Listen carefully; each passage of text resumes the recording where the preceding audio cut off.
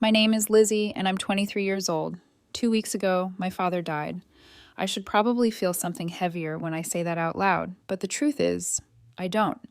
Or maybe I do, but not the way people expect. Our relationship was never warm or nurturing. It was more like a constant clash of wills.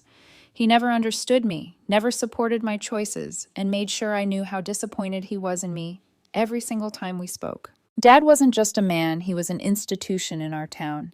He built a mid-sized construction company from the ground up, spending over 20 years cementing his reputation as a respected, even feared businessman.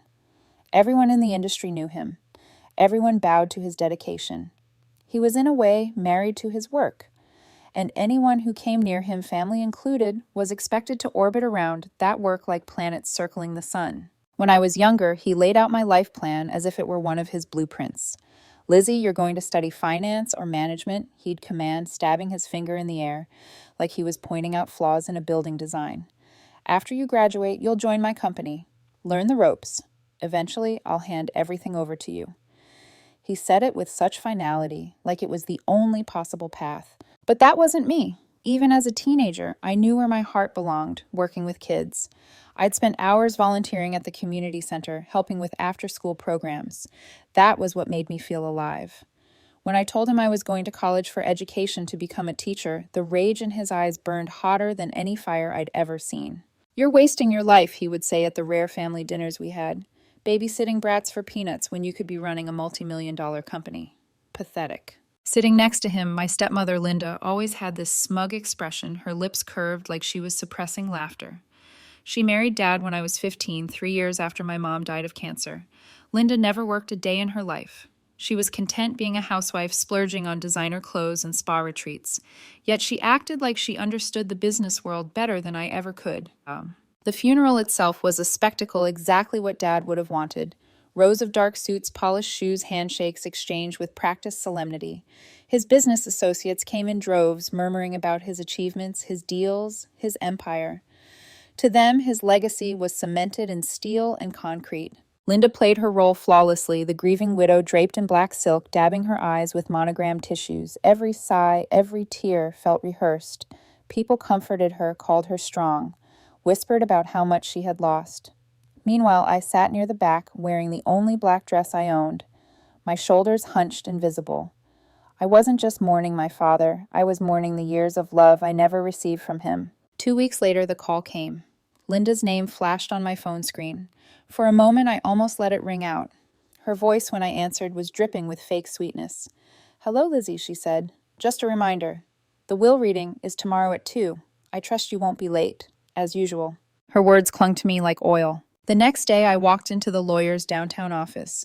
The polished mahogany table reflected the harsh lights above. Linda was already there, perfectly composed in a sleek black suit, looking like a queen preparing to receive her crown. Mr. Williams, my father's longtime lawyer, adjusted his glasses and cleared his throat. His tone was steady, legalistic, but the words cut deep. "To my wife, Linda Thompson, I leave full ownership of Thompson Construction. I also leave to her the family residence and all associated accounts and investments." I sat there frozen as line after line stripped away any illusion that my father had left me, anything of substance. Finally, Mr. Williams looked up and continued, his voice quieter. "To my daughter, Lizzie Thompson, I leave the personal belongings of her late mother, Sarah Thompson, currently stored in the garage." Silence. That was it. 23 years of being his daughter, and all I got were some boxes in a garage. Linda's laugh cut through the room like glass shattering. She leaned back in her chair, her eyes glinting with triumph. "Well," she said loudly, "everyone got what they deserved. Robert never loved you, Lizzie. You remind him too much of your pathetic, ugly mother." Even Mr. Williams looked horrified. "Mrs. Thompson, please show some respect for the deceased." But Linda was unstoppable. She smirked at me, her voice dripping venom. "You'd better collect those boxes today. If you don't, I'll have them in the trash by tomorrow." Her words didn't just sting, they buried themselves into my chest, deep and poisonous. I wanted to scream, to throw something, but instead I just knotted my lips, pressed tight. I wouldn't give her the satisfaction of seeing me break. An hour later, I stood in the garage, Linda's garage now. 2 dusty cardboard boxes sat abandoned in the corner, carelessly tossed aside. 35 years of my mother's life reduced to something that looked no more valuable than old junk. I bent down and touched the worn cardboard. It was cold, gritty under my fingertips. These boxes were all I had left, not from Dad, but from her, my real parent, the one who'd held me through fever nights, who'd whispered bedtime stories even when she was too weak to sit upright. I loaded them into my car hands, trembling as if I were carrying treasure and grief at once.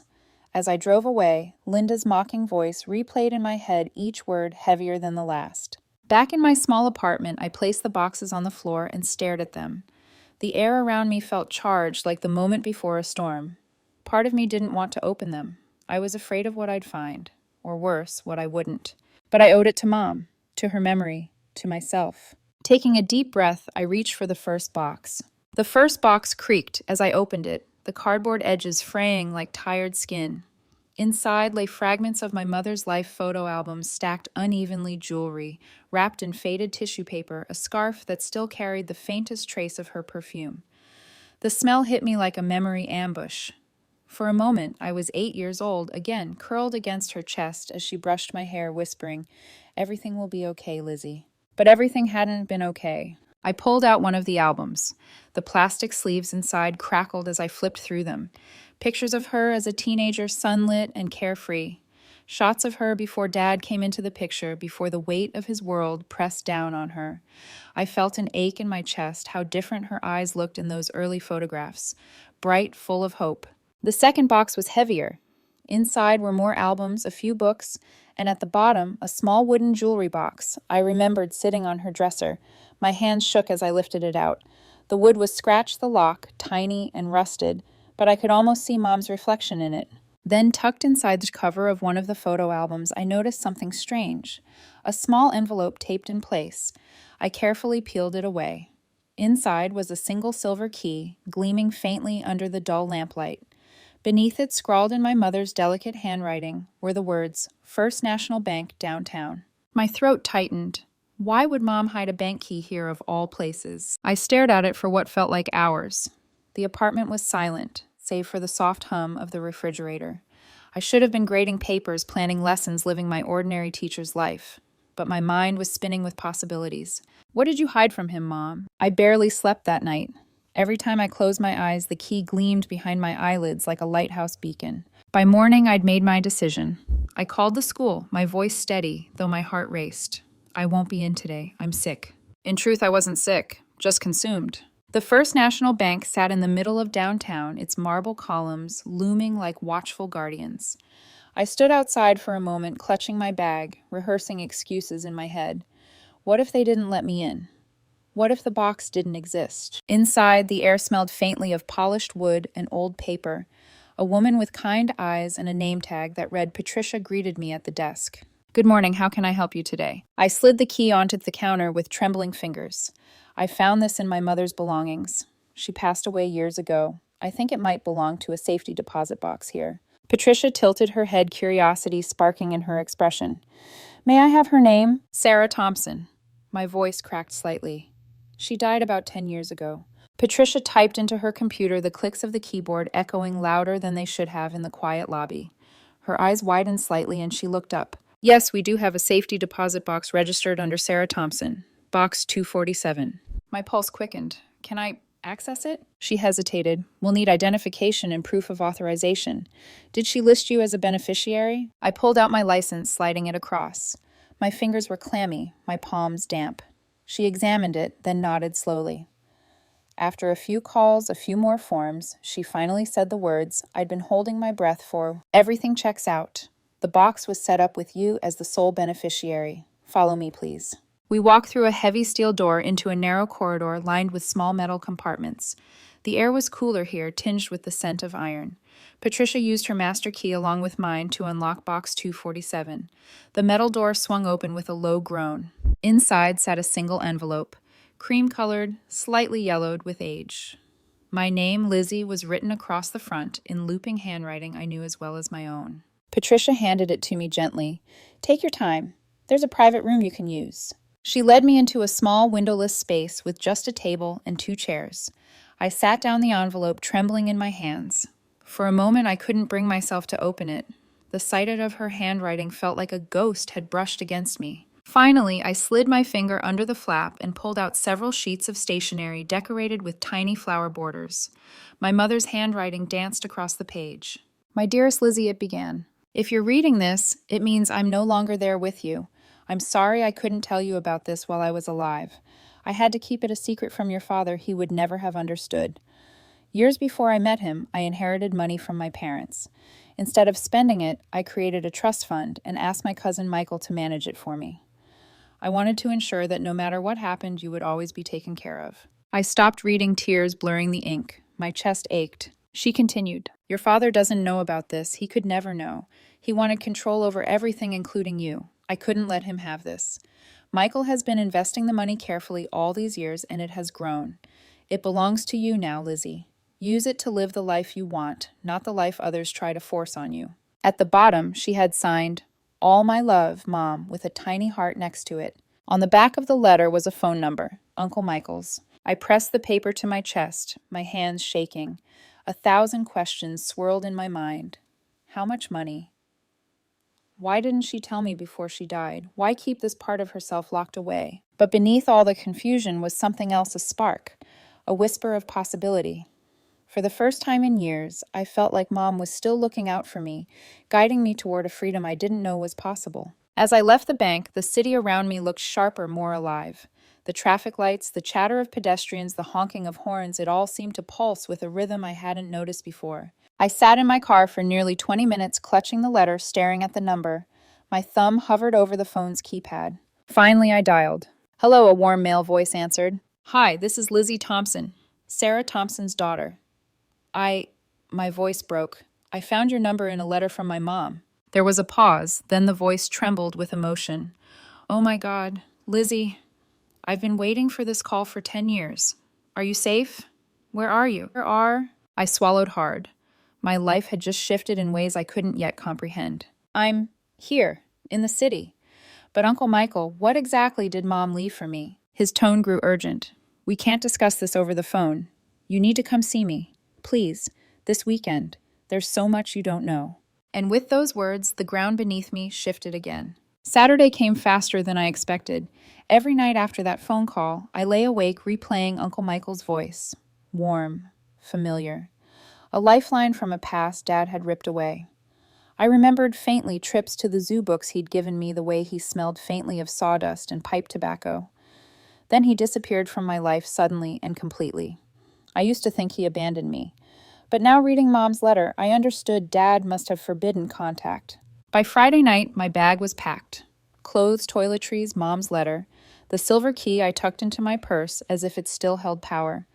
At 5 a.m., I slipped behind the wheel of my old Honda and started the 4-hour drive to Pennsylvania. The highway stretched ahead like a promise. I gripped the steering wheel, the early dawn casting soft shadows across the road. Thoughts churned. What if this is nothing? What if Mom exaggerated? What if Uncle Michael isn't who I think he is anymore? But another voice inside whispered louder. What if it changes everything? By the time I reached the quiet suburban neighborhood, my nerves were a tangled knot. The houses looked stable, well kept, like the families inside them belonged together. His address led me to a 2-story colonial red brick with white shutters. Nothing flashy, but solid. And there he was. Uncle Michael stood on the porch, older now, with streaks of gray in his hair. But his smile was the same, wide, genuine, tinged with disbelief. "Lizzie." He hurried down the steps, arms wide. I froze for a heartbeat before letting myself collapse into his hug. His embrace was strong, grounding, as if he'd been waiting years to hold me again. "You look so much like your mother," he said, his voice thick. "The same eyes, the same way you tilt your head when you're nervous. God, she'd be so proud of you." I blinked hard against the tears threatening to spill. "I missed you. I thought you—" My voice faltered. "I thought you left." His expression tightened with regret. "Your father made sure of that. He told me never to see you again. Said it would confuse you. Keep you stuck in the past. I wanted to fight him, but your mother begged me not to. She knew how controlling he was." I swallowed hard. Dad always in control. Even in grief, even in rage, he had to dictate everything. Inside, his home was warm. Cozy furniture, bookshelves crammed with novels, family photos covering the mantel. A family. the kind of home Mom would have loved. He poured us coffee, setting a thick folder on the table between us. "I suppose you're ready for the truth," he said. I nodded, though my hands shook as I reached for the folder. He flipped it open, revealing stacks of papers, bank statements, investment portfolios, legal documents. Then he slid one page toward me. "Look at this." I lowered my gaze. My breath caught. At the bottom, the number stretched across the page like a mirage. I had to blink and count the zeros twice. 29,800 down. "This can't be real," I whispered, my heart hammering. "It's real," Michael said gently. "Your mother inherited a fortune when her parents passed. She was barely 30. Instead of spending it, she asked me to manage it. Over the years, I invested technology, real estate, biotech, even small startups. Some hit big. She insisted every decision be made with your future in mind." I stared at the number again, my pulse echoing in my ears. 30 million. 30 million. Just yesterday, my checking account balance had been $1,326. And now this. Why didn't she tell me? My voice cracked. Why keep this from me? From everyone. Michael leaned forward, his eyes kind but steady. Because she knew your father. She saw how he treated her, how he controlled every dollar, every choice. If he'd known about this, he would have demanded it swallowed it whole and forced you to live the life he mapped out for you. She wanted you free. She wanted you safe. Free. Safe. Words I hadn't realized I craved until now. But guilt curled in my stomach. She carried this alone. All those years she was sick, struggling, and she still never used it for herself. She used it, Michael said firmly. Not for luxury, but for love. Every time she saw you smile, every time she thought of your future, she was using it. That was her purpose. Tears spilled over, hot and relentless. I covered my mouth, my shoulders trembling. Michael reached across the table and took my hand. She trusted me with her legacy, and now she trusts you with her dream. The money is yours, Lizzie, all of it. For a long time, I just sat there staring at the documents. The paper blurred under my tears. My mother had left me more than wealth. She had left me a lifeline, a choice, a way to break free from Dad's shadow. But alongside the awe was fear. What am I supposed to do with it? I'm just a teacher. I've never had more than a few thousand to my name. What if I ruin everything? Michael squeezed my hand. Take your time. Don't rush. The money isn't going anywhere. Start small. You'll learn. You're more capable than you think. His words should have calmed me, but another thought gnawed at me. Linda.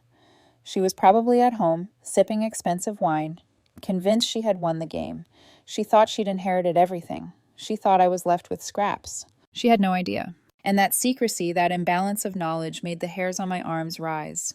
Something told me this wasn't just about inheritance anymore. Linda wouldn't accept me having anything she couldn't touch. As Michael walked me through the documents, his voice steady and patient, I couldn't shake the image of Linda's smug face at the will reading. The way her laughter had echoed off the walls when I'd been humiliated. I hadn't said anything then, but now deep in my chest, a quiet spark began to burn. This wasn't over, not even close. Back in the city, life moved on with unnerving normalcy. I taught my classes, graded homework, and smiled at parents during conferences. No one could guess that my world had tilted, that I now held a secret capable of rewriting my entire life. But Linda's world was shifting too, and not in the way she thought. On social media, her transformation from grieving widow to business queen was on full display. One evening, curiosity led me to her latest post, Linda sitting behind Dad's grand mahogany desk, her manicured hands spread proudly across the polished surface. She wore a black blazer tailored within an inch of perfection, her hair cascading in glossy waves. The caption read, "Finally settling into my new role as CEO of Thompson Construction. Through perseverance and hard work, I've earned this position. Excited to take the company to new heights." I laughed out loud. Perseverance and hard work, Linda had never lifted more than a shopping bag. But her smugness wasn't just amusing, it was dangerous. She believed she could command respect in a world that thrived on grit, sweat, and experience. And construction was unforgiving. The cracks began to show almost immediately. 3 weeks after that post, I ran into Jim Martinez, Dad's longtime project manager at the grocery store. He was a broad-shouldered man with kind eyes, someone who'd known me since I was a child. "Lizzie," he said warmly, though his smile didn't reach his eyes. "How are you holding up?" "I'm okay. And you?" "How's the company?" His shoulders sagged. "I don't work there anymore." "What, why not?" He hesitated, lowering his voice as if Linda might materialize between the aisles of cereal boxes. "Your stepmother, Look, I don't want to badmouth family, but she doesn't know the first thing about running a business. She fired 3 of our best foremen because she didn't like their tone in meetings, replaced one with her brother-in-law who's never set foot on a construction site. I blinked. You're kidding. Jim shook his head. It gets worse. She's been awarding contracts based on whether she likes someone personally, not on qualifications. She canceled a major deal last month because she thought the client was rude. Cost the company $4 million. I stood frozen, the weight of his words sinking in. My father had spent his life building that company brick by brick. Linda was dismantling it in months. When I got home, I couldn't resist checking her profile again.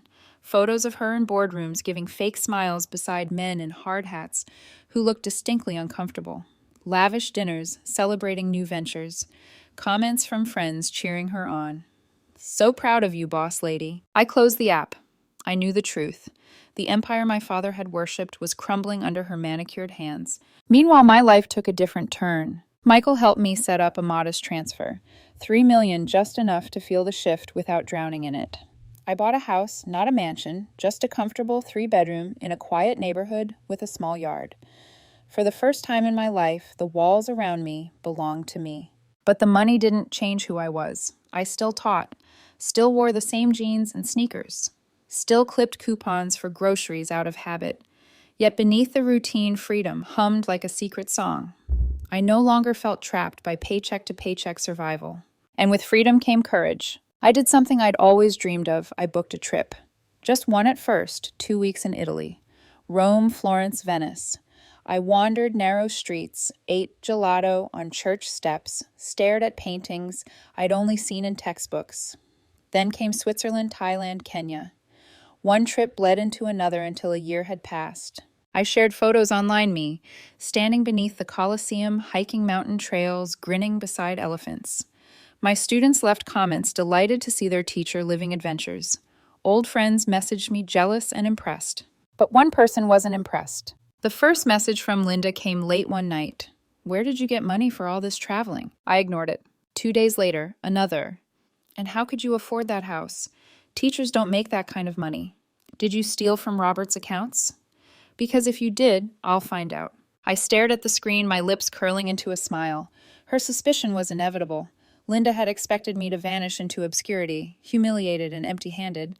Instead, I was blossoming, and she couldn't stand it. The next message came an hour later. We need to meet, immediately. I should have ignored her, but part of me wanted to see her face when she realized she hadn't beaten me. So I agreed. We chose a coffee shop downtown, neutral territory. When I walked in, she was already there, tucked into a corner booth. For the first time since I'd known her, she looked human. Her makeup was uneven, her hair less polished, her eyes ringed with sleepless shadows. She didn't greet me, just gestured sharply at the seat across from her. Sit. I slid into the booth, calm, collected. The smell of roasted beans mingled with tension so thick I could taste it. Her voice cut like a blade. Tell me the truth. Where is the money coming from? Don't lie to me. I leaned back, savoring the moment. My mother left me something you didn't know about. Her eyes narrowed. What do you mean? I let the words drip slow and deliberate. A trust fund. Almost $30 million. All legally mine. For a split second, she froze. Then her face drained of color, then flushed red. Her manicured hand gripped the edge of the table until her knuckles whitened. $30 million, she whispered, her voice trembling. Yes, I said, my smile razor sharp. And you can't touch a cent. Linda stared at me as if I'd just stabbed her. Her lips parted soundlessly, her breath shallow. In the dim light of the coffee shop, the woman who had once pranced around in designer dresses now looked small, brittle. $30 million, she repeated, as if saying it would make the number smaller, more believable. I stirred my coffee slowly, the spoon clinking against porcelain. Yes, Mom was smarter than anyone gave her credit for. She made sure her money stayed hers, and now it's mine. Her composure shattered. She leaned forward, her voice dropping to a hiss. This isn't fair. That money should be part of Robert's estate. I should have access to it. I'm his wife, his widow. I lifted my gaze, meeting hers with quiet fire. It was never his. It was Mom's, before she even met him. Legally, it's untouchable. Linda's nails tapped against the table, fast, frantic. Do you have any idea what I'm dealing with? The company is bleeding money. Contractors are walking away. Banks won't extend credit. If you had a shred of decency, you'd use that money to save your father's legacy. Her words struck something deep, and for a moment guilt pricked at me. The company wasn't just Dad's. It was jobs, families, livelihoods. I imagined men like Jim Foreman with mortgages, kids in college. But then I remembered Dad's voice, sharp as a whip. "You're wasting your life, Lizzie. You'll never amount to anything babysitting other people's kids." I remembered Linda's laughter at the will reading her venom about my mother. I set down the spoon. "You didn't care about Dad's legacy when you fired his best people. You cared about control, about image. Now you're paying for it." Her face reddened. "Don't you dare lecture me. You owe me half of that money. If you don't hand it over willingly, I'll take it through the courts. I'll prove Sarah stole it or hid it illegally." I laughed softly, though my hands trembled under the table. "Good luck with that. Michael has every record, bank statements, investment trails, legal documentation. Mom's money was hers alone, long before Dad came into the picture.